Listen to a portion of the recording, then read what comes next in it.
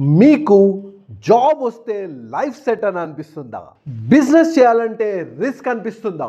మా కుటుంబంలో ఫ్రెండ్స్ లో బిజినెస్ ఎవరూ చేయలేదు, జాబే బెస్ట్ అని అనిపిస్తుందా? జాబ్ ఉంటే లైఫ్ లో సేఫ్టీ సెక్యూరిటీ అని అనిపిస్తుందా? బిజినెస్ పీపుల్ అందరూ దొంగలు, నిజాయితీగా ఎవరు పనిచేయలేరు, అందరూ దోచుకుంటారని అనిపిస్తుందా? జాబే హ్యాపీనెస్ అనిపిస్తుందా? ఈ పాయింట్స్ లో మీరు ఏదన్నా ఒక్కదానికి టిక్ పెడితే వెల్కమ్, మీరు మిడిల్ క్లాస్ ట్రాప్ లో ఉన్నారు. నమస్కారం మాంక్స్, మీరు మోంక్ మైండ్ సెట్ తో సూపర్ గా హ్యాపీగా ఉన్నారు అనుకుంటున్నాను.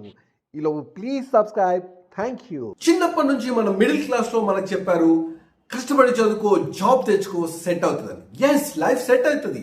ఇదంతా ప్రాసెస్ లో 25, 30, 40 ఇయర్స్ జాబ్ చేస్తావు. ఆ జాబ్ చేసి వెల్దీ అవుతావు.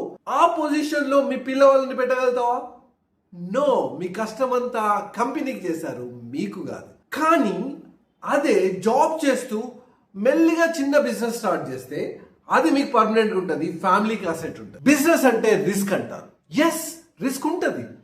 రిస్క్ ఎందులో ఉండదు? జాబ్ లో కూడా రిస్క్ ఉంటుంది. మీరు జాబ్ స్విచ్ చేయాలన్నా రిస్క్ ఉంటుంది. జాబ్ లోనే సేమ్ జాబ్ లో కొత్త ప్రాజెక్ట్ తీసుకోవాలన్నా కూడా రిస్క్ ఉంటుంది. ఇంటి నుంచి ఆఫీస్కి వెళ్ళాలన్నా రిస్క్ ఉంటుంది. ఇన్వెస్ట్మెంట్ అన్నా రిస్క్ ఉంటుంది.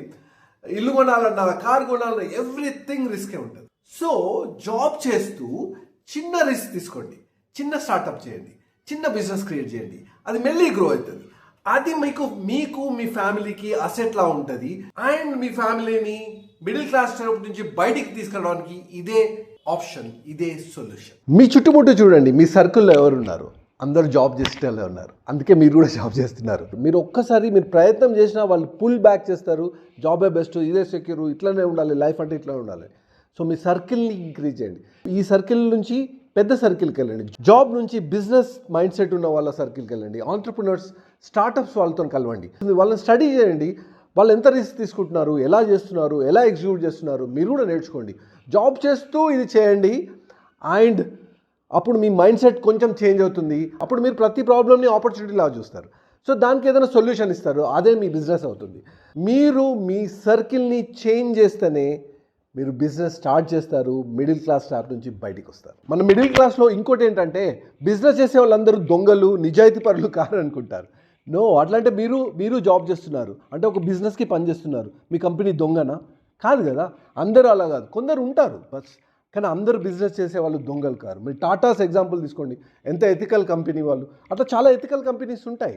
ఆ పర్సెప్షన్తో నేను జాబ్ ఏం చేస్తాను అనుకోకండి. మీరు లీగల్గా, ఎథికల్గా బిజినెస్ చేయండి.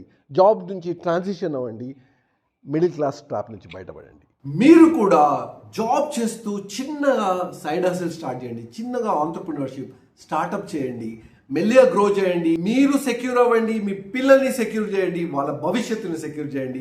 మిడిల్ క్లాస్ ట్రాప్ నుంచి బయటికి రండి. నేను కూడా జాబ్ చేస్తూ మెల్లిగా బిజినెస్ సైడ్ వచ్చాను. మీకు ఏదైనా హెల్ప్ కావాలంటే కమెంట్ చేయండి. I'm always there to help you. మీరు కూడా మాంక్ మైండ్ సెట్ తో సూపర్ ఎనర్జెటిక్ గా, సూపర్ హ్యాపీగా ఉండాలి, సూపర్ వెల్దీగా ఉండాలి, మిడిల్ క్లాస్ నుంచి బయటికి రావాలని నా అభిప్రాయం.